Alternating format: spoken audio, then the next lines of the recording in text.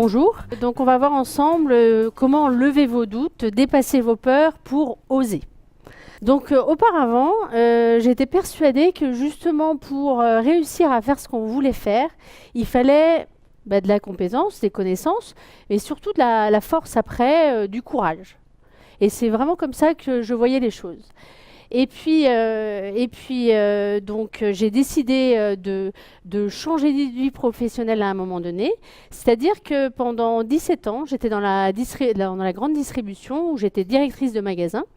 Et au bout d'un moment, cette expérience a fait que j'en avais assez parce que ce job manquait de sens pour moi. Je passais beaucoup de temps au travail. Je m'apercevais que mes compétences étaient utilisées pour un projet auquel je ne m'identifiais plus. Et ma fille, qui était en bas âge, en fait, me reconnaissait à peine. Donc j'ai décidé véritablement de changer de vie professionnelle pour ça. Et justement, je me suis dit, écoute, super, tu changes de vie professionnelle, tu prends ta décision. Ensuite, tu vas négocier une rupture conventionnelle. Donc ça, c'était un petit peu plus complexe que prévu. Mais je me suis dit, bon, c'est bon, on y va. Je me suis retrouvée au départ dans cette situation-là, c'est-à-dire vraiment, enfin, je suis sur la proue du Titanic, tout va changer. Maintenant, j'ai les cartes en main. Tu es une winneuse et tout va bien se passer. En fait, ce qui s'est passé, c'est que le seul rapport entre moi et le Titanic, là, c'est l'iceberg. Sérieusement, je me suis pris vraiment l'iceberg.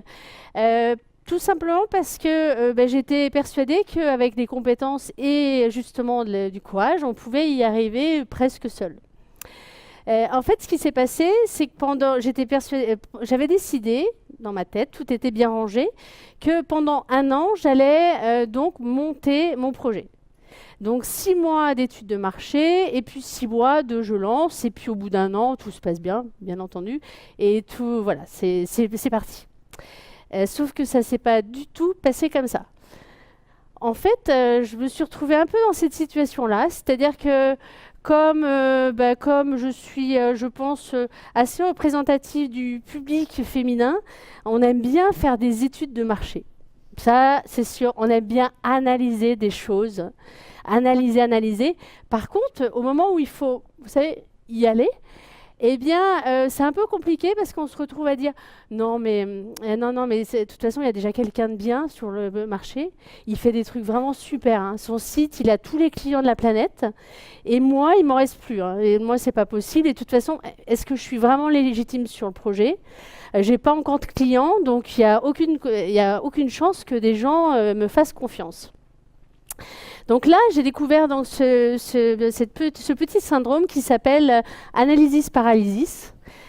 Voilà, ce qui dit tout ce qu'il y a à dire. Et donc, si vous avez des besoins sur plusieurs études de marché, type la silver economy, le développement durable, les choses comme ça, je suis à votre disposition. J'ai 2-3 mois de travail sur chaque item. En fait, j'étais chez moi à travailler sur ces études de marché. J'étais persuadée d'être dans cette situation-là véritablement parce que je bossais vraiment beaucoup. Et j'avais des horaires, donc 9h, 18h. Bon, c'était quand même acté. Hein. Et en fait, au final, je me suis rendu compte que j'étais dans cette situation-là. C'est-à-dire qu'en fait, j'avais ma vie familiale, ma vie privée, personnelle, qui prenait beaucoup de place, même pendant la journée de travail. Parce que quand vous travaillez à la maison, la difficulté, et surtout quand vous êtes en train de monter un projet professionnel, la difficulté, c'est que vous culpabilisez un peu pour tout. C'est-à-dire que si la maison elle n'est pas bien rangée, alors que vous êtes en train de travailler, votre conjoint rentre le soir et que c'est pas bien rangé, vous culpabilisez parce que c'est pas bien rangé et pourtant vous avez travaillé, mais comme vous ne pouvez pas justifier d'un salaire, vous n'avez pas travaillé. Donc c'est très très compliqué. Et en fait, j'ai retrouvé cette charmante petite fille, entre guillemets, c'est-à-dire cette petite fille modèle qui veut bien travailler et vraiment beaucoup travailler et qui veut bien faire les choses et satisfaire tout le monde, sauf que ce n'est pas possible à partir du moment où vous voulez changer de vie professionnelle. Il y a un moment donné où il y a des choix à faire. Vous ne pouvez pas être parfaite. Et on a aussi ce souci de syndrome de la femme parfaite qui, en plus à la maison, doit donc avoir bien rangé la maison, nettoyé, mais elle doit aussi être épilée, sexy, etc. Et puis gagner des sous. La totale. C'est un peu ça qu'on cherche, on est d'accord? Voilà. Donc, en fait, on arrive à cette conclusion. Bah, désolé, franchement, c'est pas moi, quoi. Genre, finalement, j'aurais pas dû quitter mon poste. J'étais franchement peut-être bien là-bas. Et moi, je suis pas assez ceci, assez cela. C'est bon. Il y a énormément de ceci, cela qui arrive. Et au final, en fait, on a beaucoup de mal. En l'occurrence, j'ai eu beaucoup de mal à dépasser tout ça. C'est pour ça que je me suis rendu compte assez rapidement, et bah, assez rapidement, tout est relatif, on est d'accord, excusez-moi, il manque un. Alors que, comme finalement, ce qui fait qu'on réussit son nouveau projet professionnel, c'est pas le courage. C'est pas que le courage. C'est pas le courage, genre, on donne tout, on y va en force. C'est pas ça. C'est vraiment 3 éléments qui doivent être en harmonie. Et ces 3 éléments, en fait, c'est vos pensées, vos croyances et vos actions. Alors vos pensées, ça paraît simple, c'est ce qui est conscient, ce que vous avez en tête. Vos croyances, c'est beaucoup moins conscient. Vos croyances, c'est tout ce qui fait qui vous êtes aujourd'hui. Donc on va y revenir un petit peu plus tard. Et vos actions, qui font que c'est ce que vous mettez en place. Donc tout ça vous permet en fait d'avoir ce qu'on appelle une congruence. Alors d'où viennent les croyances?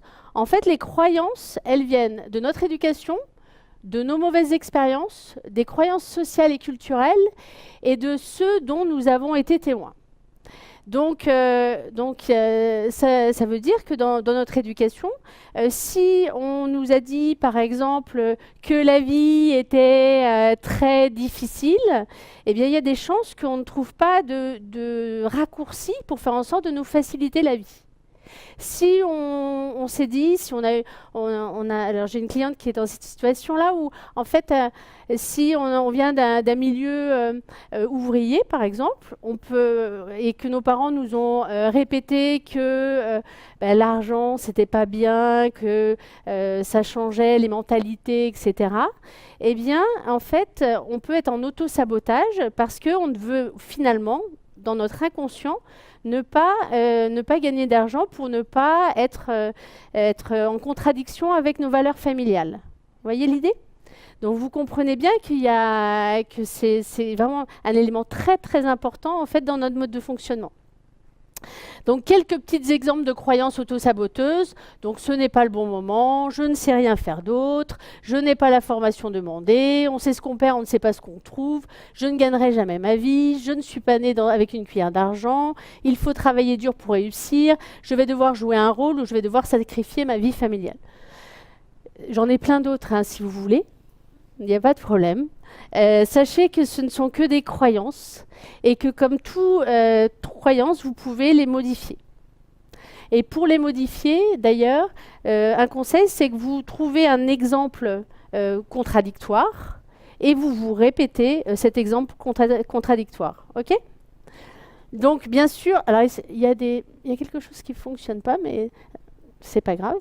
Donc, faut simplement ayez conscience que ces croyances, ce subconscient, vient comme un veto.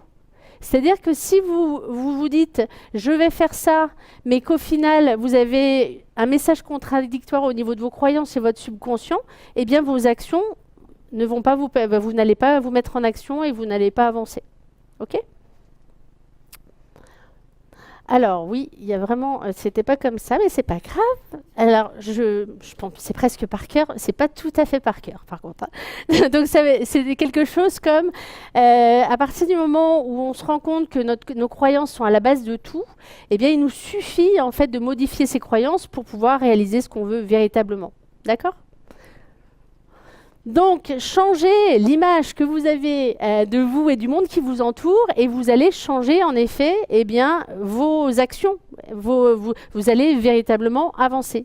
Et quand on dit l'image qui vous entoure, c'est vraiment, ça peut être aussi votre image à vous, où je ne suis pas assez ceci, je ne suis pas assez cela.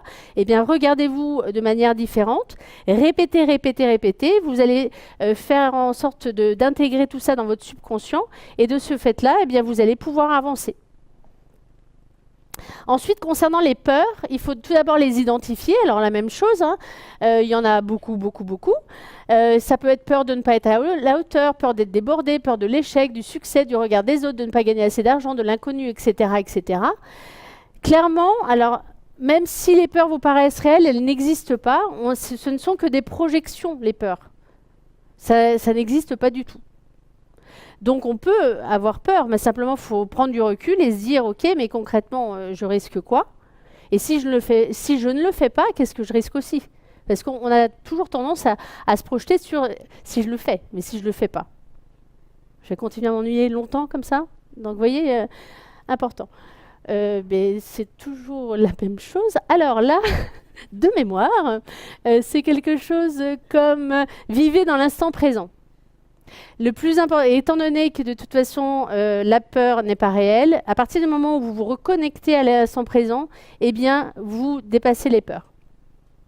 Donc reconnectez-vous au présent. Une petite slide pour vous dire que pour vous reconnecter au présent, la meilleure des choses ensuite, c'est de faire un premier pas vers votre projet. D'accord? C'est-à-dire vous vous êtes reconnecté au présent, ok, vous avez votre projet au loin. Comme ça, là, dans l'immédiat, ça vous fait un peu peur parce que vous avez l'impression que c'est une énorme montagne que vous n'arriverez jamais à monter, justement, à dépasser. Eh bien, identifiez en fait le premier pas qui vous permette d'aller dans ce sens-là et puis continuer à avancer ensuite. Donc, suivez un plan pour ne pas vous éparpiller parce que c'est la difficulté aussi parfois quand on est en reconversion, quand on veut aller un petit peu, quand on veut changer de voie. Entourez-vous surtout de personnes bienveillantes, faites en sorte de ne pas être seul, parce que c'est l'énergie des autres qui vont vous permettre de continuer. Restez focus, concentré. Non, on ne se repose pas la question de non, mais finalement, est-ce que j'ai fait le bon choix? Non, on a fait le choix, donc on y va véritablement. Et puis surtout, expérimenter et persévérer. Expérimenter, ça veut dire on arrête les études de marché, on y va. Et donc, on y va à petite échelle, pour ne pas prendre de gros risques, bien entendu, mais on y va à petite échelle avec un investissement limité aussi, et on voit si le marché répond, et à partir de là, eh bien, on avance ensuite en fonction du marché. S'il ne répond pas suffisamment, on fait pivoter le business model, et tout va bien. C'est mon message d'aujourd'hui, tout va bien.